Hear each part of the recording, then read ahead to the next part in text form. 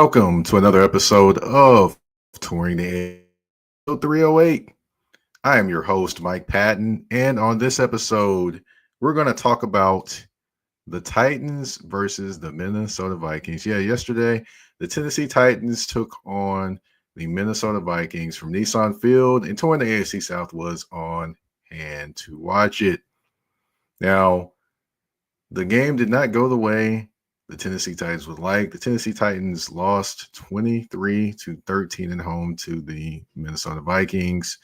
It was an interesting game. First half, I would say the Vikings had control of the game. Second half, it seemed like the Titans kind of got a little momentum going. Of course, obviously, some of the momentum was stunted by penalties and just inability to make plays to kind of continue to sustain that momentum. But yes, they did fall 23-13 to the Minnesota Vikings. It definitely was, in the first half, like I mentioned, it was a slower game in the first half, and the Vikings had control of it. Second half seemed like the Titans kind of got a little momentum going, but unfortunately just could not sustain it. Now, during this game, there were plenty of things that happened. There were good things that happened. There were bad things that happened. And then there were the ugly things that happened. We're going to get into all of those and more on this episode. We're not going to do the usual get it off your chest segment for this episode because we got a lot to get into when it comes to the good, the bad, and the ugly for this game. Now, we're going to start with the good. And the good, I'm going to be surprised some people. I'm going to say Will Levis. Now, not to say Will Levis is a bad person or anything like that, but, I will say that some of the performances have not necessarily been great, in terms of the start of the season. But the last couple of games, he actually has not been bad at all. He had 2 touchdowns versus the Chargers in the first game. Second game back was this one against the Vikings. He had 295 yards passing, 1 touchdown, 1 interception, including a 98-yard touchdown pass on the third down play, backed up deep in their territory. He launched it to Nick Westbrook-Ikhine. Was able to beat the safety. The ball was able to beat the safety there, and Westbrook-Ikhine was able to race to the end zone for the touchdown. I talked to Nick Westbrook-Ikhine after the game.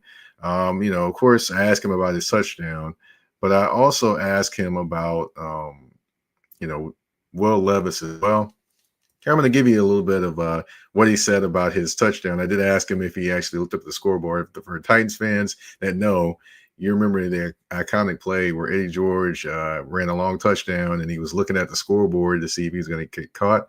So I kind of asked him this question in the vein of that. Check this out right here. During that 98-yard touchdown, were you kind of looking up at the scoreboard to see if anyone was around you at that time? I should have. It probably would have looked better if I looked up at the scoreboard. I kept looking over my shoulder. But yeah, I was more looking over my shoulder. Got you. Yeah, when watching the game, you kind of couldn't tell all of everything from the booth, but you definitely could tell he was looking around, trying to make sure he get in the end zone. He got in the end zone and wasn't going to get caught on that long touchdown pass. Nothing worse than you're out in the open and someone flies down and catches you. And Budda Baker had that experience when DK Metcalf, the Seattle Seahawks, tracked him down. Budda Baker plays for the Arizona Cardinals. He caught it back. He intercepted the pass, took it all the way back, thought he was going to take it all the way back, and then DK Metcalf caught him and tracked him down and got him before he got to the end zone. But getting back to it, I asked NWI, which is what people call him around here in the Nashville area, or they call him Honda Accord. You'll know that one. Check out Teron Davenport, ESPN.com, and you'll understand why he calls him Honda Accord, why people call him Honda Accord, or some people have started to call him Honda. But I did ask him about Will Levis and his, him coming back these last 2 starts. And here's what NWI had to say about Will Levis. Last couple games, Will Levis has been back, and it's kind of like a reset is happening, and he's definitely played, a different style of football in terms of pushing the ball down the field, but also kind of it seems like just talking to him more of an understanding of what defenses are trying to do to him and the Titans offense. What can you just say about what you've seen from him from his first stint as being a starter to coming back from injury to now? Yeah, definitely. There's a fire that was under him. It was really eating at him when he wasn't able to play. And he even told us, he told me, I remember he was like, dude, I've been itching to get back out here. And it shows. I feel like he did the work that he could when he was out. And I think that's paying off. Yeah, definitely. You can tell things are a little different for Will Levis this time out, and he's seeing things a little bit better. And that's good for him and the progression of him during this his second season in the NFL. Another guy that's actually progressing and he's getting more of an opportunity is Titans wide receiver Bryce Oliver, the Youngstown State rookie. The Penguins, for those that aren't aware, is continuing to work his way into the rotation. This week he had a catch, one catch for 33 yards. He probably could have had more. Now we'll get into that later, what he could have had more, but that's part of the bad and the ugly. But for so far, he's had 3 receptions for 56 yards.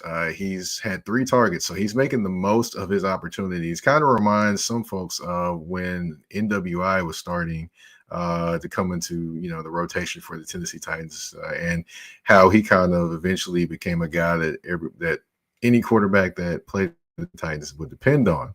I did ask him, about kind of what he saw from the Vikings defense and, preparation, things like that. And also, being able to have an opportunity to be on the field and play and contribute to the game. Here was, his thoughts on what I asked him in there. Just wanted to ask, of course, you're getting a little bit more extended action. How did it feel to kind of be out there a little bit more and be able to contribute? Oh, it's a blessing for sure. Like I said, I want to thank God for this opportunity because it's not possible, but it's good, man. It feels good just to be able to prepare myself for the opportunity and then showcase my abilities when that time comes. All right, as far as what the Minnesota Vikings defense can show, of course, they can show pressures from all different angles, being that Brian Flores is a master manipulator of that. With that being said, what were the kind of things, kind of different things were they kind of showing at you that maybe you probably hadn't seen before? Well, we did a good job game planning this week on the scheme they were trying to do and how they manipulate the blitzes and the cover zeros and stuff like that. So I think for the most part we were prepared offensively. Sometimes the ball don't swing your way. You know what I'm saying? So I just think we're just gonna take this and use it as a lesson for next point.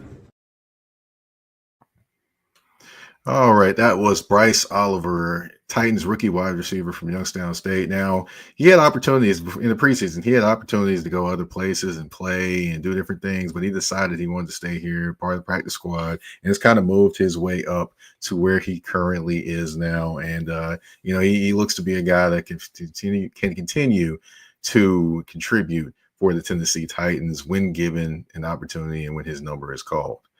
Now, we're going to switch over defensively. And defensively, in the first half, Vikings were doing what they wanted to do. They weren't basically the Titans weren't necessarily doing the things they needed to do to stop the Vikings offense. Sam Darnold was making plays, and they put up 16 points. Well, it could have been more, but they put up 16 points.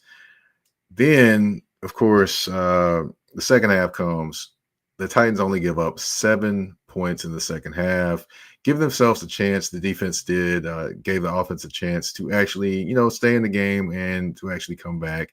If not for a couple breaks, you never know what could have happened. But fortunately, those breaks didn't happen. However, the defense did play well, had a couple sacks after the half. Also, just defended the Vikings a little bit better in the second half of the game.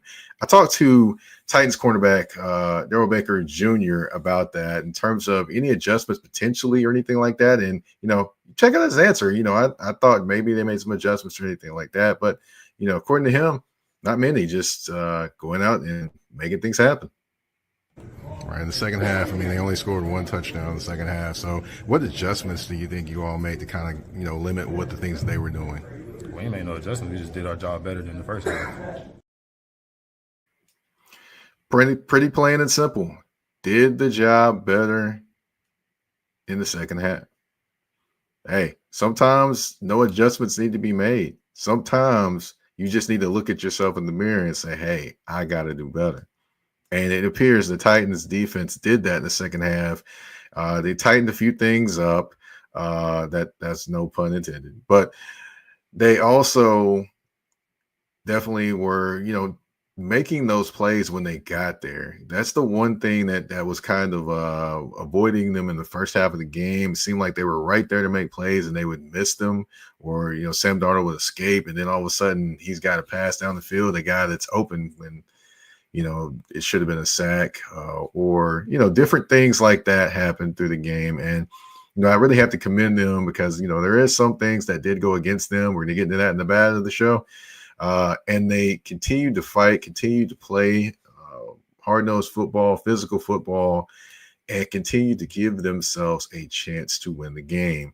However, they did not win the game, of course, 23-13, but, they did fight hard and stay in the game and competitive in the game as well. All right, that was the good that I had, but, we do have to go to the bad in the game. Unfortunately, we do. We can't just give you one side of the coin. We're going to do that, but first we're going to take a quick commercial break on Touring the AFC South with their host, Mike Patton. EBO Beard Butter and EBO Beard Wash are two of the best beard grooming products for men worldwide. They help promote growth, keep your beard moisturized and soft, and enhance your overall upkeep of your facial hair. And with the new promo code MPAFC10, you can get 10% off of these products. Just go to www.etsy.com/shop/EBO Beard Butter. Again, that's www.etsy.com/shop/EBO Beard Butter. And again, the promo code MPAFC10. Again, MPAFC10, where you can get 10% off any products except for beard boxes. So treat your beard better today by going to get the EBO Beard Butter and EBO Beard Wash.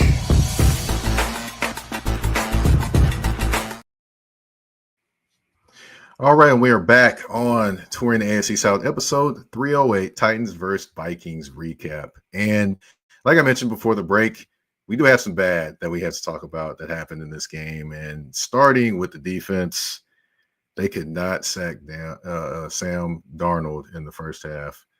They could not. They could not do it. Every time they were right there to sack him, he would somehow escape and throw a pass down the sideline to a Jordan Addison or a Jordan Jefferson or it was just Justin Jefferson, not a Jordan Jefferson. Talk about his family member. But anyway, it just seemed like they could not get him on the ground. You had Arden Key there. You had Jeffrey Simmons there. You had Devondre Sweat. You had Harold Landry. Anybody you can name, they were right there to sack him. And somehow Sam Darnold would escape. And that helped lead to a 16-3 lead that the Vikings had over the Titans in the first half.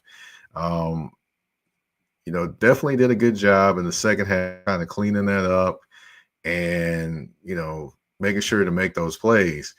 But in the first half of the game, you got to make it, you got to do it for the entire game, the entire 60 minutes. And, I know the Titans were kind of probably lamenting some of those different things. I did ask Darrell Baker Jr.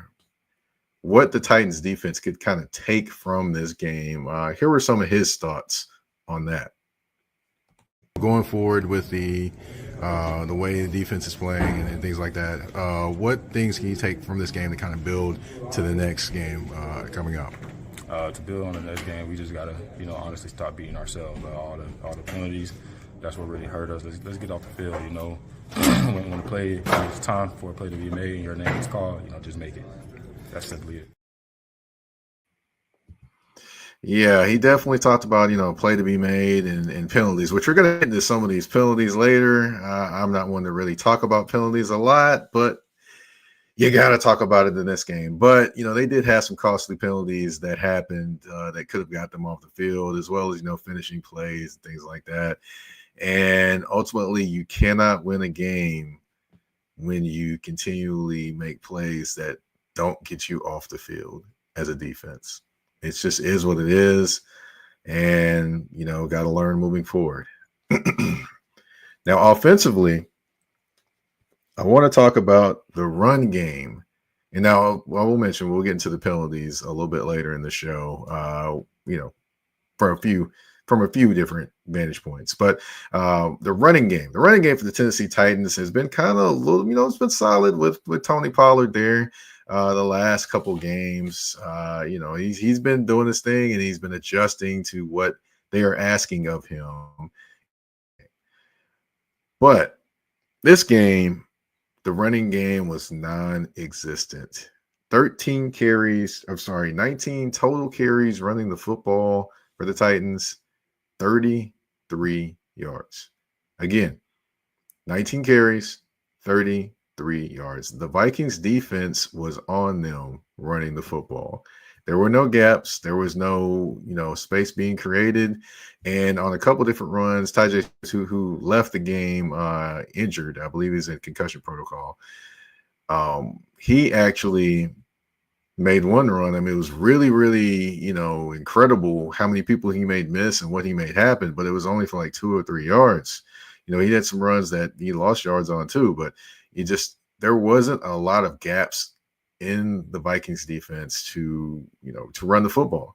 And the Titans couldn't create any of those gaps. So, that stifled the running game. The leading rusher was actually Will Levis, 7 carries for 18 yards, which, some of those, I would say some of those runs that he had, just kind of remembering some of the runs from the game. There was a 3rd down run where they ran it's almost like a triple option where, he faked the handoff to Spears and it was him and Pollard on the option down the line.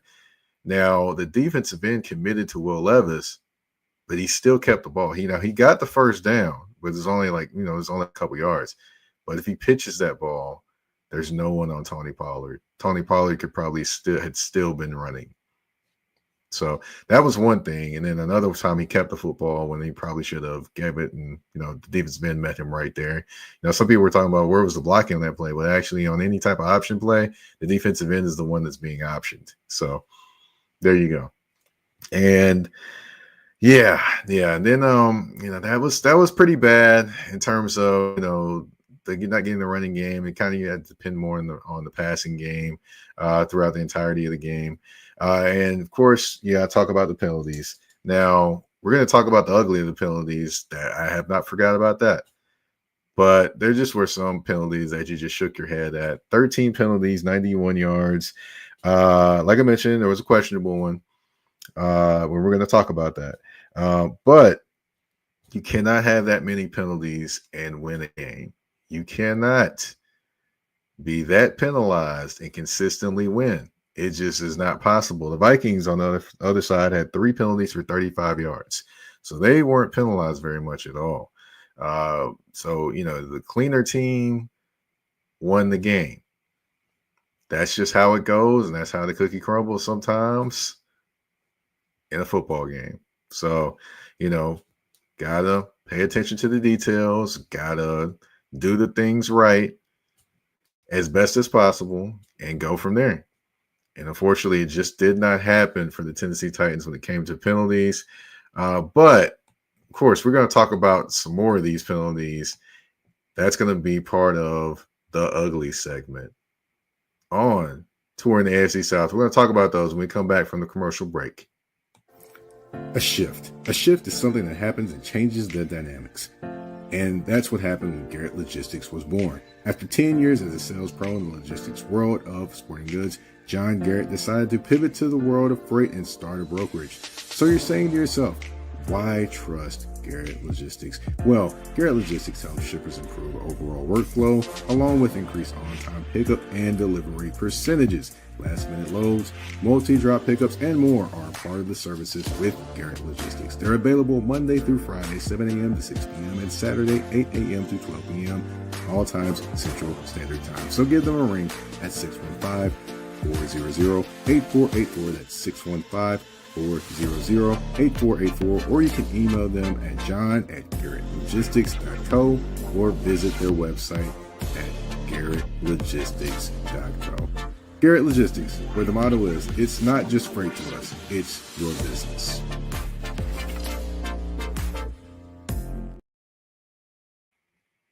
All right, and we are back on Touring the AFC South with your host, Mike Patton.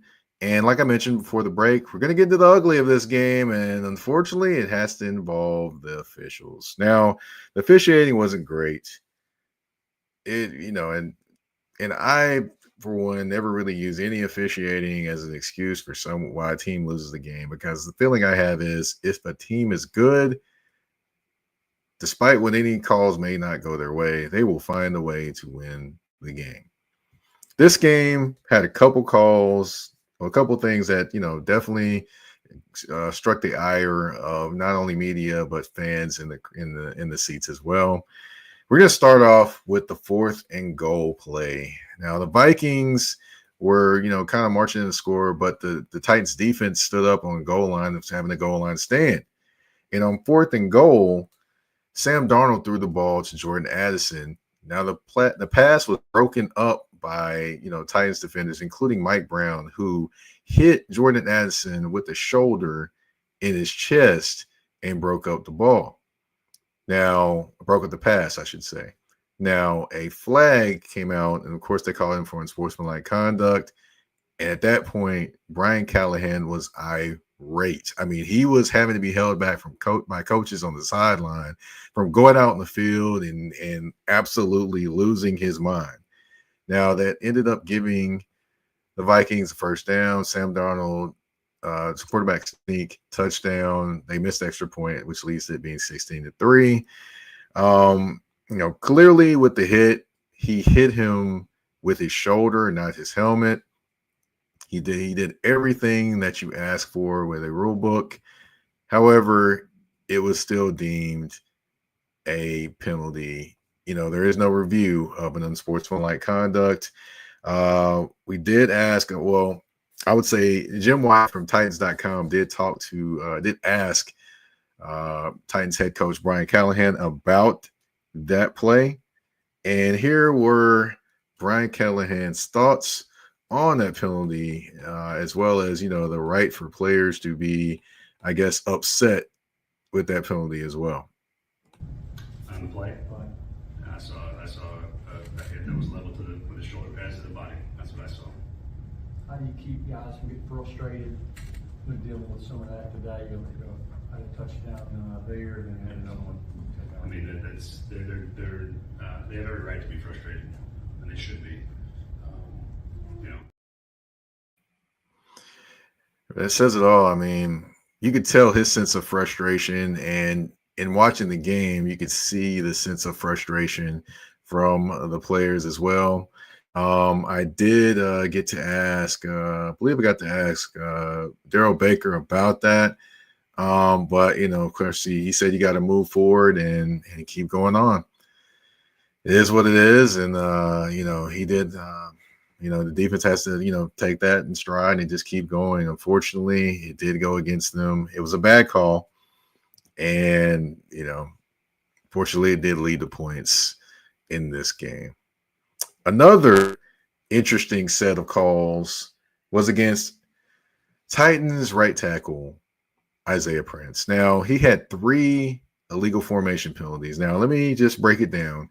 Illegal formation penalty in this aspect is because he was deemed not on the line of scrimmage. Now, for a right tackle, on the line of scrimmage means basically, especially if you're in a pass set, your head has to break the waist of your helmet, has to break the waist of the center.